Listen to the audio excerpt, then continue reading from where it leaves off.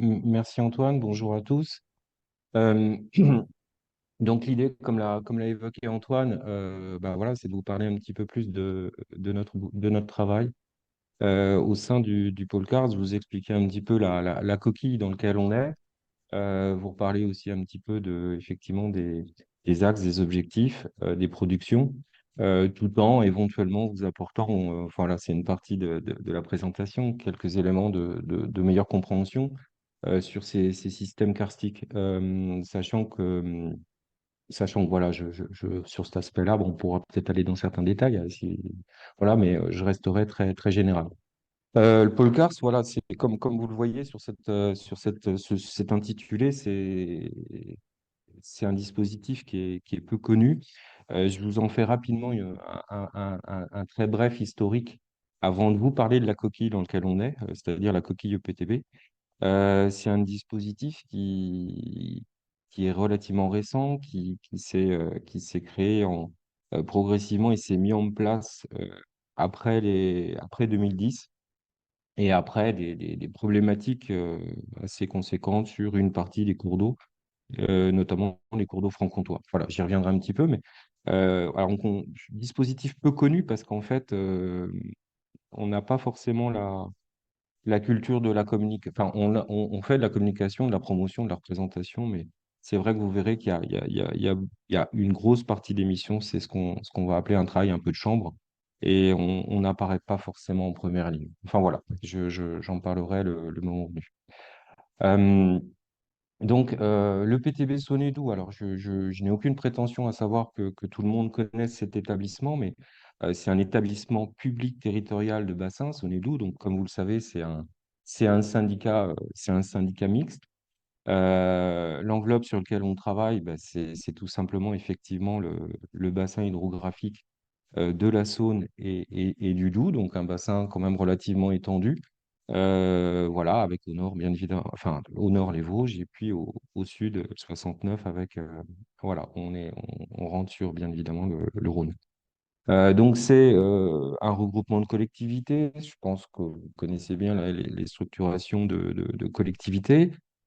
C'est à l'heure actuelle deux régions, pardon, trois départements. Il y en a beaucoup plus, mais on parle d'adhérents, hein, trois départements, et puis un ensemble de PCI majoritairement représentés par des Comcom.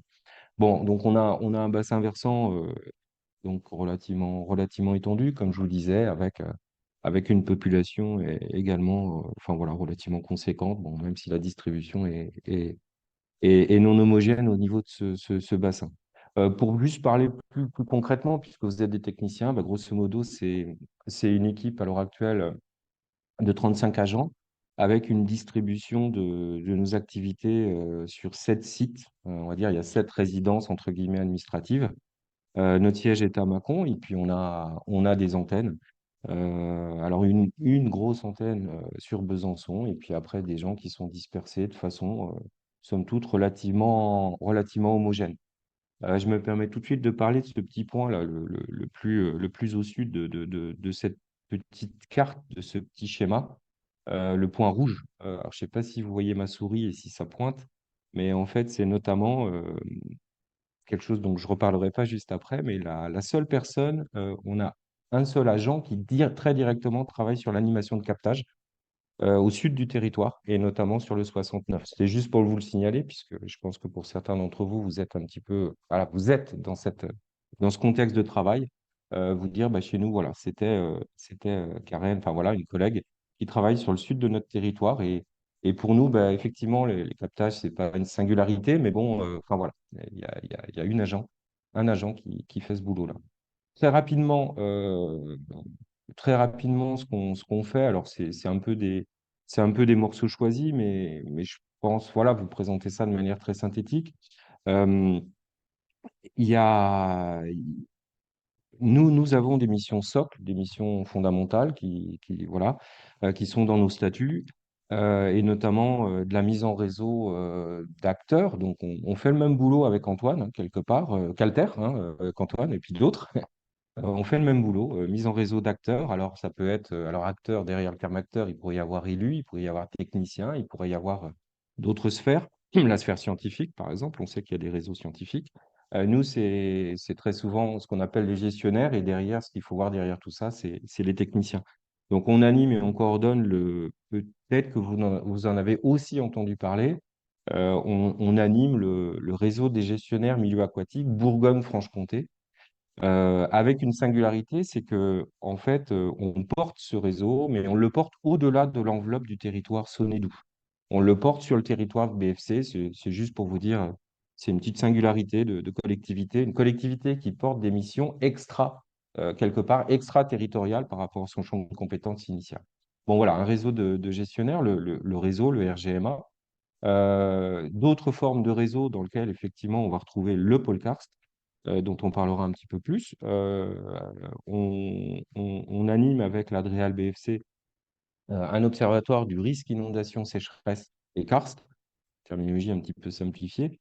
Enfin, c'est le risque. Voilà, dans lequel nous, on a déposé des éléments. On a voulu se poser aussi sur quelque chose par souci d'efficacité dans un espace déjà existant et la thématique, le travail du pôle karst est posé dans le cadre de cette plateforme, on va dire, notamment par rapport à la plateforme numérique.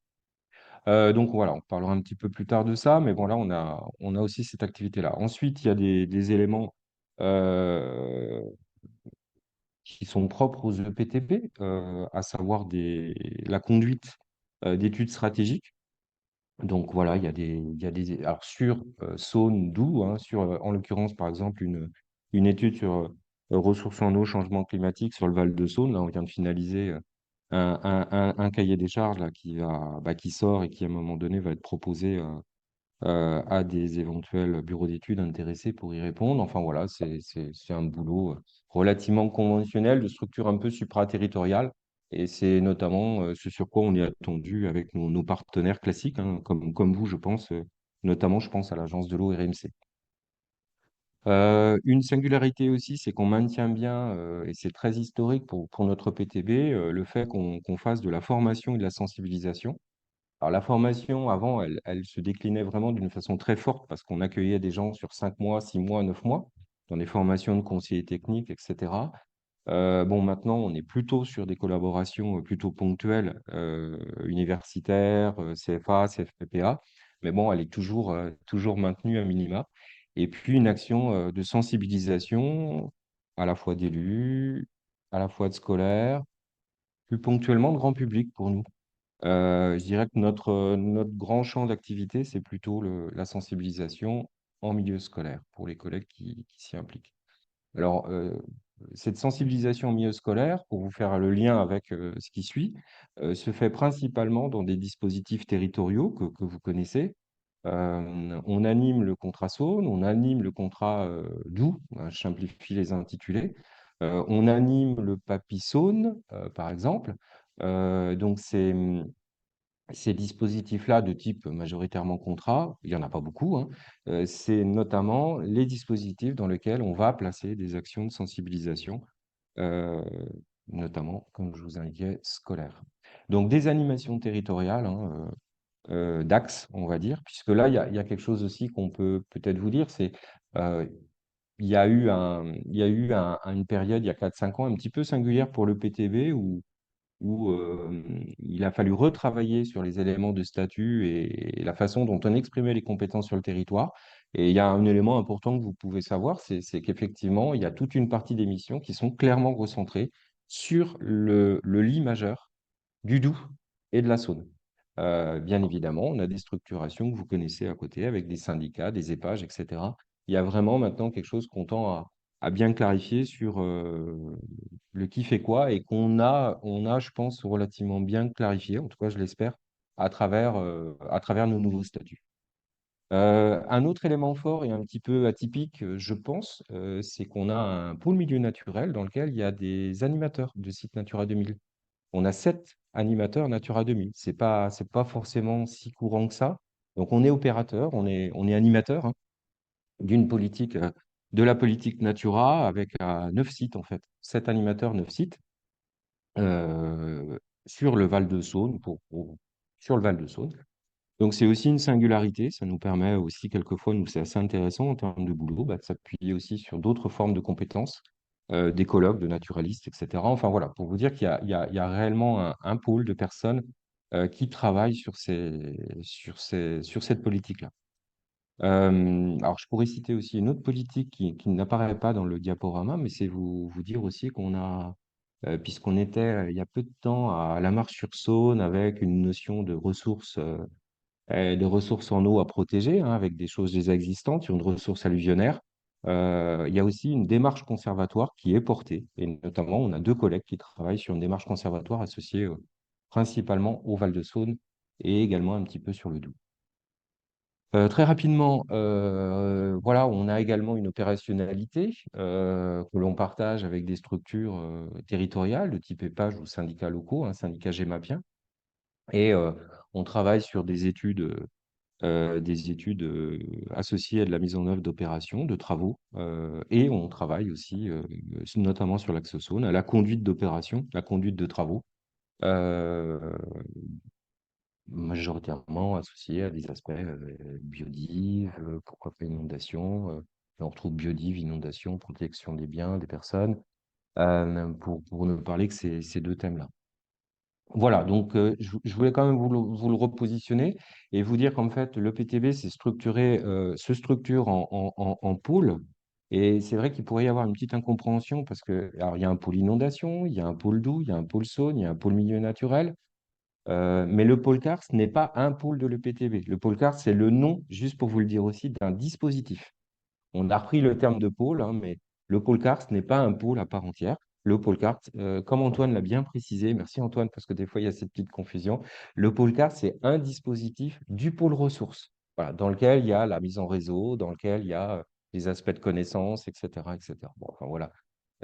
Je suis un peu sur le détail, mais bon, voilà, vu que c'est technico, enfin voilà, je pense que vous pourrez retenir un petit peu la petite, vous retiendrez, je pense, la précision. Voilà. Voilà, donc je pense pas, vous me dites, hein, mais je pense pas que cette partie-là amène à question ou interrogation, hein, on n'est pas dans le cœur du sujet. Voilà, si quelquefois il y a une remarque ou une interrogation, on pourra toujours y répondre, mais c'est vraiment très structure, hein, très, voilà. Effectivement, est-ce que, voilà, au point on en est là, et avant de passer, à la deuxième partie de la présentation de Jean-François, est-ce qu'il y a des questions des uns et des autres, des unes et des autres? Ou est-ce que tout est très clair? Ça peut être un commentaire, sans que ça soit une question, un ajout, une enfin voilà.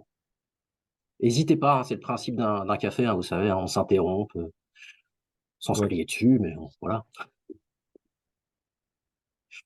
Bon, bah, on y va alors Jean-François, on enchaîne. Ok, j'enchaîne. Alors, le pôle CARS au sein du pôle ressources, ce que je vous propose, c'est de regarder un petit peu ses principaux axes de travail, les objectifs, les productions, tout en me disant bien, vous êtes voilà, vous êtes des technicos sur des territoires qui présentent ou non, d'ailleurs, je ne sais pas, hein. Je ne connais pas tout le monde et puis je dirais presque que je localise peut-être pas tout le monde, mais qui présentent des singularités peut-être karstiques.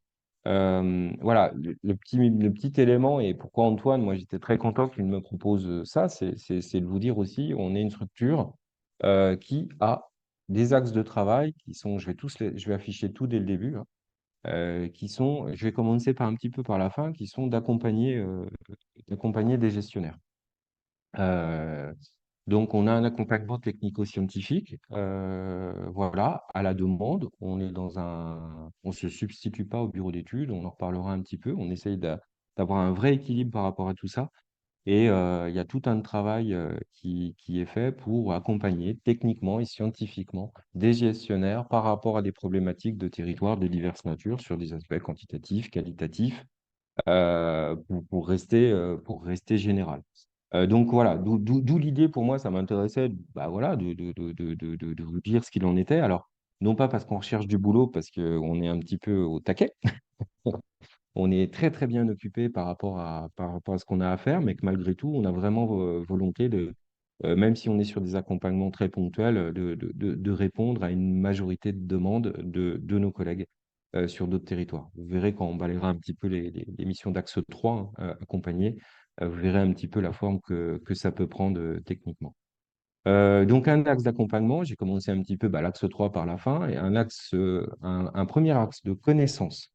Voilà, donc avec des aspects de gestion de plateforme, j'y reviens juste après, et puis la production et la diffusion de connaissances. Donc, là, pour faire simple, on n'est pas simplement sur l'agrégation de connaissances à travers de la publication technique, scientifique, voire politique, quelquefois, sur des documents de stratégie, etc. On est également dans un travail de production propre au pôle, alors de production partagée ou de production non partagée propre au pôle. C'est ce qui, quelquefois, peut nous singulariser par rapport à d'autres dispositifs. Je crois que ça rejoint très bien ce que fait Alter. C'est pour ça que moi, enfin, bon, bref, je vais me permettre de le glisser, Antoine, hein, je vais pas, mais j'apprécie le travail d'Alter parce qu'aussi, il y a aussi ce travail qui consiste à agréger des éléments, etc., mais à un moment donné, de mettre les mains dedans et de produire des éléments synthétiques, de vulgarisation, etc. Voilà. Donc, on est bien loin de je dirais, la force d'Alter, pardon, hein, je suis un peu en libre là, hein, mais parce qu'on n'a pas les mêmes moyens humains, on s'en reparlera, hein, je vous reparlerai des forces vives, mais à un moment donné, on a voulu, nous aussi, à un moment donné, être un petit peu dans cet état d'esprit d'être des contributeurs, d'être des vrais participants, et ça se retrouve sur un certain nombre de formats. L'axe 2, partager, mettre en réseau, sensibiliser. Bon, voilà, je vous donnerai quelques exemples de ce qu'on peut faire, mais c'est une structuration, je dirais, quelque part ultra conventionnelle, hein, connaître, partager, accompagner.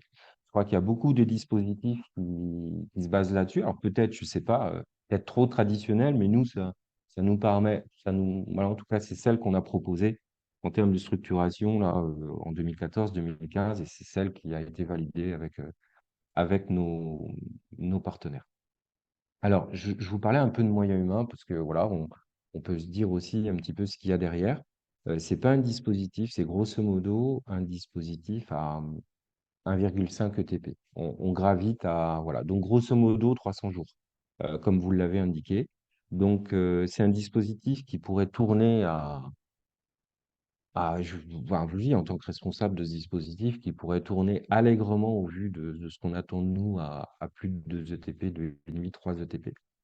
On n'en est pas là, on n'a pas, voilà, en tout cas, faisons bien le travail qu'on nous demande déjà sur le temps qui nous est imparti, mais voilà, c'est un dispositif qui est pas en souffrance hein, non plus par ce 1,5 ETP, mais c'est pour vous dire aussi que des fois, bah, à un moment donné, on botte un petit peu en touche sur certaines demandes, on les reporte, on retravaille à un moment donné l'accompagnement dans le temps en disant bah, ça sera 2024. Là, on a déjà entre guillemets, une petite liste de courses, enfin, liste de courses, pardon, c'est pas un bon terme, mais une petite liste déjà qui s'intègre dans le plan d'action 2024, voire 2025.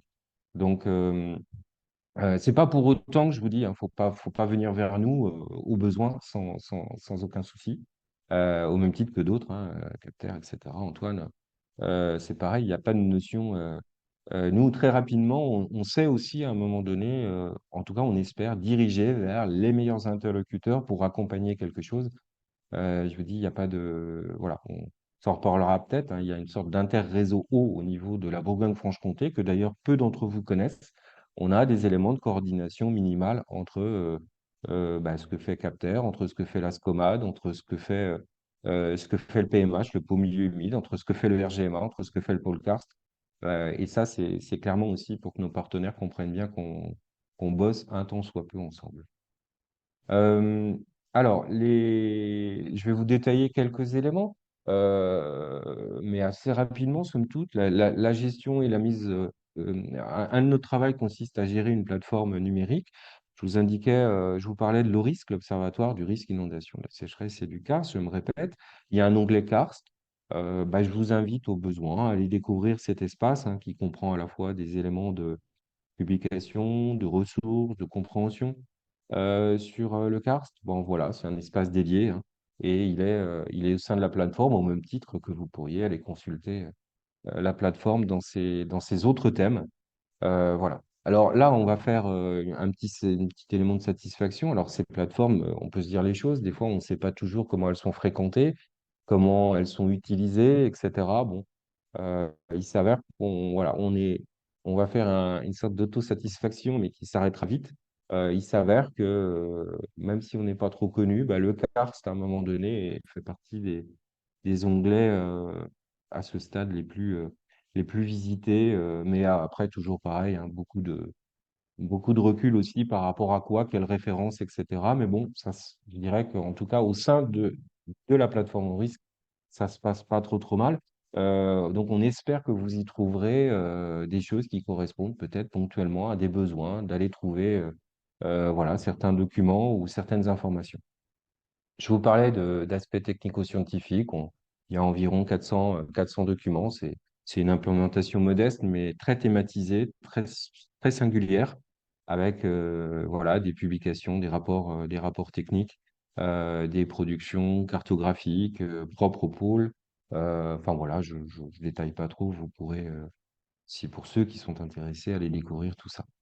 On a fait un petit peu comme tout le monde. Je vous dis, nous, on n'a pas l'impression de réinventer beaucoup de choses. On a souhaité avoir un espace de cartographie dynamique en le faisant de manière intelligente avec d'autres espaces que peut-être, et je suis sûr, au vu de la qualité de certains d'entre vous, vous connaissez bien à travers Sigong, à travers d'autres espaces propres à des services d'État, etc.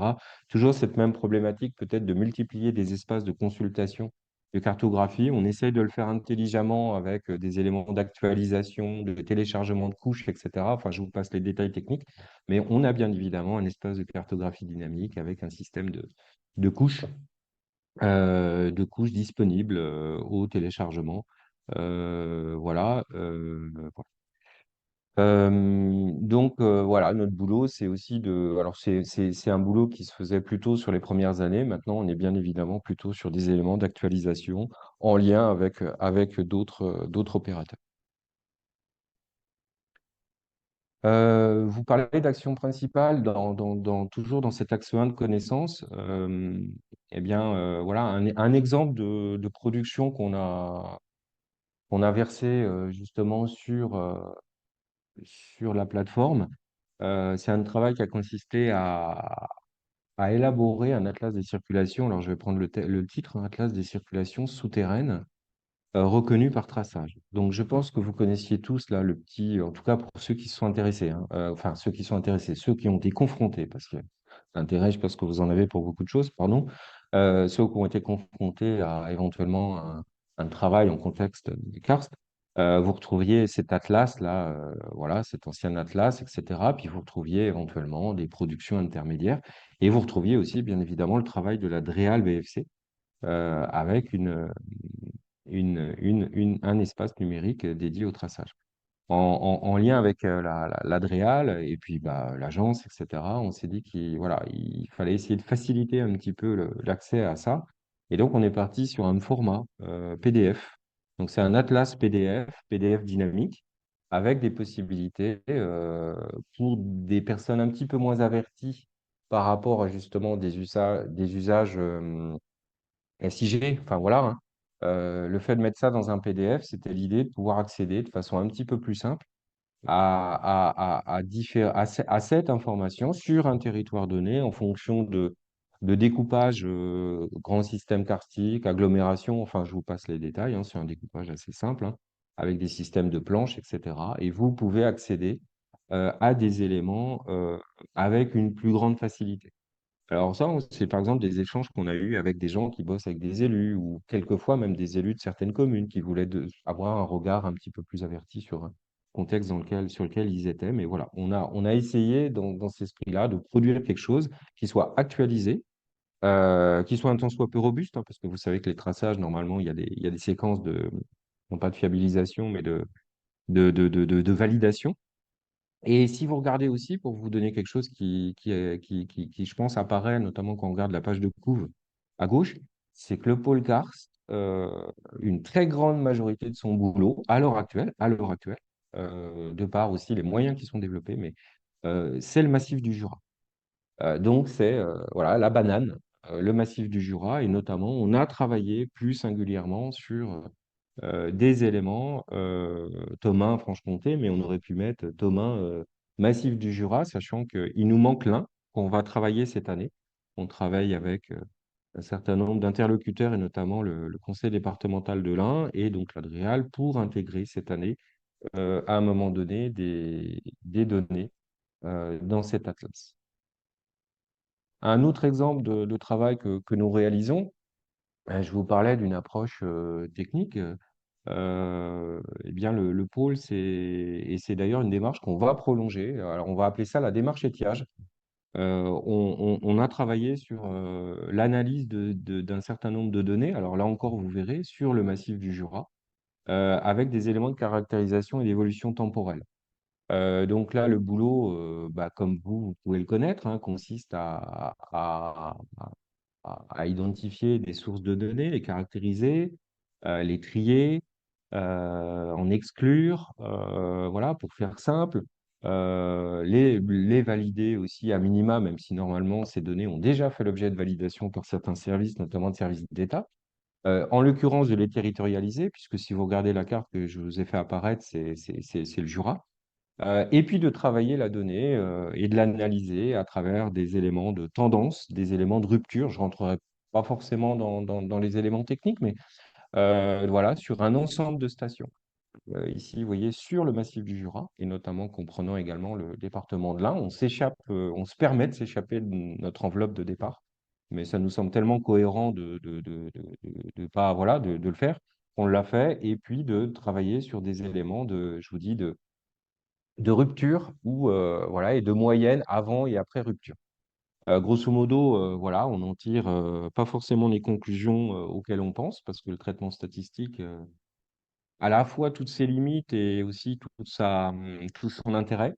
L'objet pour nous, c'est d'être factuel, de bien présenter notre méthode, de présenter une méthode robuste et de dire, bah voilà, oui, sur le Jura, on a des éléments où on ne constate pas de baisse des débits, des bas débits. Oui, on a des stations avec des éléments de baisse, avec des origines pas tout à fait explicables tout le temps. Enfin, voilà, certaines le sont ponctuellement, d'autres ne le sont pas. Mais vous voyez ce que je veux dire, voilà, c'est aussi dire que le pôle karst, bah, c'est aussi un petit peu parce que c'est un peu notre culture avec notamment Vincent Fister, c'est d'essayer d'être factuel. Je pense que vous l'êtes aussi, tous passer plus ou moins par une formation technique, scientifique, mais c'est de rester aussi là-dessus. Alors, ça n'empêche pas qu'on dit les choses quand on doit les dire, hein, mais lorsqu'on ne peut pas aller plus loin, ben, on livre quelque chose qui est relativement factuel, basé sur une méthodologie qu'on pense robuste. Voilà. Donc voilà, c'est juste pour vous dire ça, parce que c'est par exemple ça, on nous a beaucoup demandé d'aller présenter ces choses-là sur le PNR du Haut-Jura, sur des épages. On va représenter ça à nos élus en comité syndical très bientôt. Et bah, on se dit toujours, peut-être certains élus aimeraient qu'on dise, bah, c'est en train de partir en.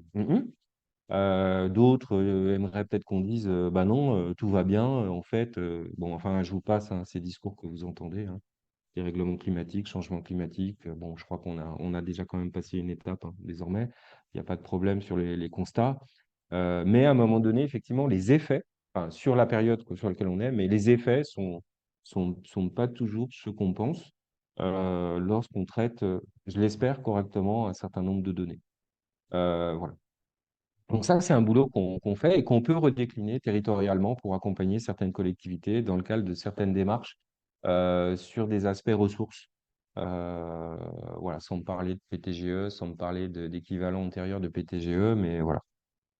D'autres formes d'action, et je ne sais pas si vous en êtes destinataire, alors on se permet d'élaborer un listing, un honneur, hein, c'est un travail que je n'ai pas évoqué, mais 2 fois par an, c'est très thématique, hein, c'est très en lien avec le karst. On émet une newsletter sur la base voilà, d'une diffusion auprès de un peu plus de 800 personnes, des techniciens. Donc n'hésitez pas si, voilà, si vous souhaitez en être destinataire de manière, elle est disponible hein, sur la plateforme, mais n'hésitez pas. Et c'est très thématique, hein, on ne s'écarte pas du sujet. C'est résurgence et voilà, on est bien sur une thématique karstique. Alors c'est une newsletter hein, relativement modeste hein, de quelques pages, mais voilà, qui peut être proposée, qui est proposée. Un autre travail assez classique et qui est commun à tous les réseaux, c'est qu'on fait des journées d'échange technique. Là, je vous ai mis. Alors, généralement, elles se passent en juin. Donc là, je vous avais mis celle de l'année antérieure et puis celle de cette année. Étiage et sécheresse dans l'est de la France, que sait-on, que fait-on? Voilà, c'est des formats relativement classiques que vous avez peut-être vu passer, qui sont proposés donc avec des interventions de diverses natures, de gestionnaires, de scientifiques.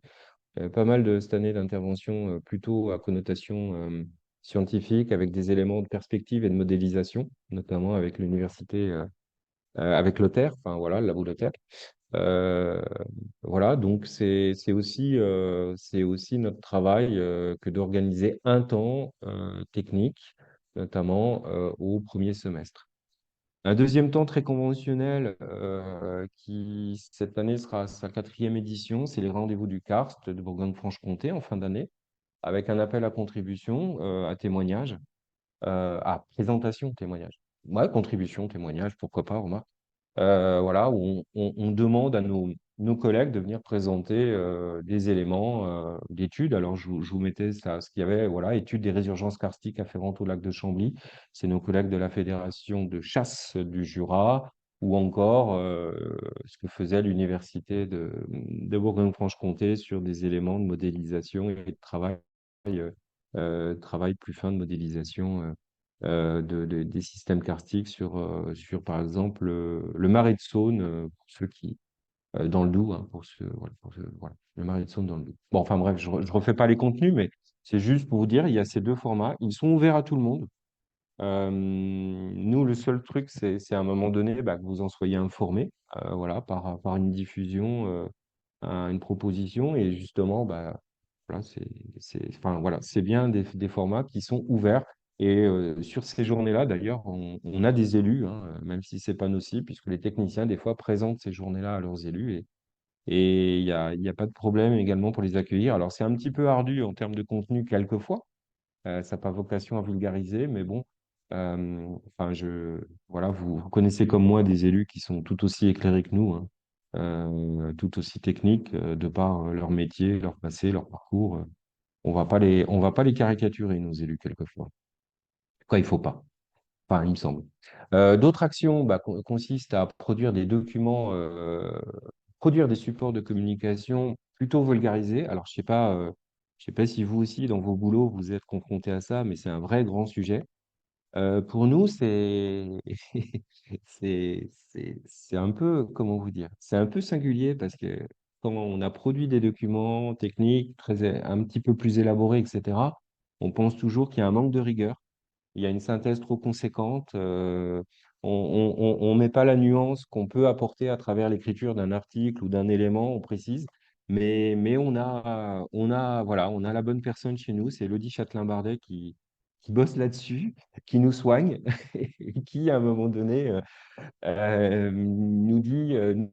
tout cas, nous dit un petit peu plus comment il faut faire pour produire des fiches recto-verso sur différentes thématiques, donc les étiages, les ASEC, Cars, Perst et ASEC. Bon, vous voyez que c'est vraiment, on tourne autour du sujet, mais ça nous semblait aussi important d'avoir ce découpage. Et puis notamment une prochaine fiche. Alors, on traite quand même des sujets un petit peu techniques, hein, voilà, c'est pas toujours que le Cars, qu'est-ce que c'est? Enfin, vous voyez, cette entrée, hein, on va vers des éléments qui correspondent à des supports produits. Je vous donne l'exemple du prochain, il y a un programme qui travaille sur les transferts azotés en contexte karstique, donc un travail fait par le BRGM, le Bureau de recherche géologique et minière, en lien avec le département 25. Bah voilà, on va partir d'un document assez complexe. On est déjà passé par une phase d'un document de 8 pages et on va passer vers un document de 2 pages prochainement pour se dire, bah là aussi, le grand public, nos élus ou éventuellement des collègues technicaux qui sont dans d'autres champs de spécialité puissent mieux appréhender et assez rapidement les éléments sans avoir à parcourir les 200 pages de rapport. Bon, des éléments de communication ultra communs parce qu'on est quelquefois un petit peu sur des événements locaux, moins locaux, mais bon, je- mais c'est surtout les fiches de vulgarisation que je voulais vous évoquer, où on essaye modestement de faire ce travail avec voilà, tout le recul qu'on peut prendre, voilà.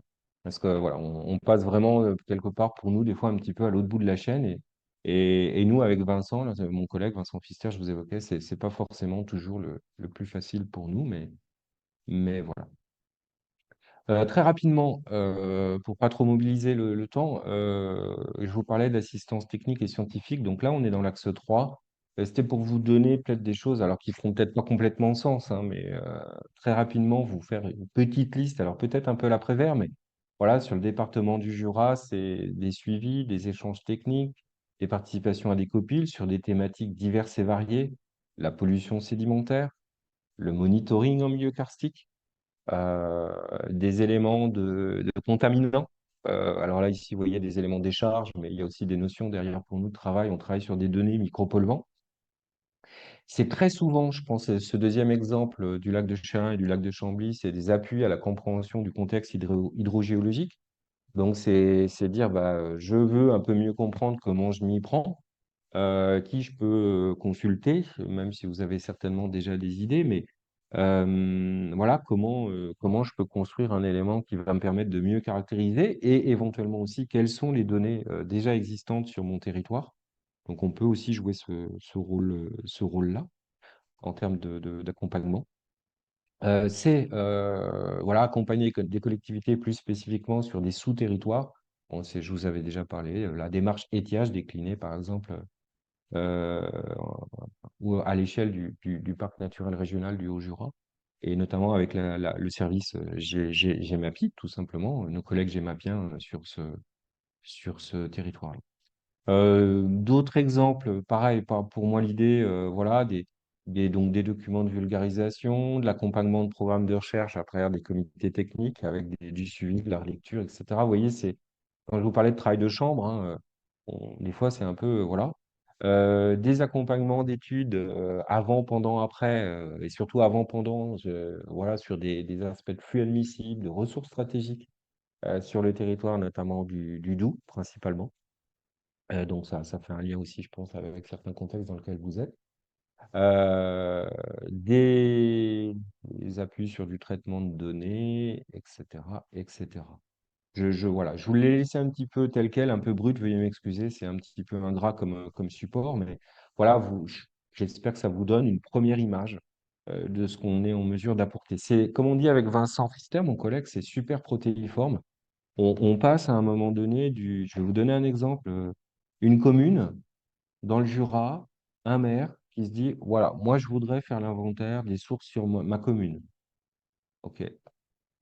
Donc on apporte des éléments de méthodologie, on apporte des éléments d'outils, on apporte éventuellement des éléments support pour recueillir la donnée, etc. Bon, bah, on fait 2 fois 2 heures.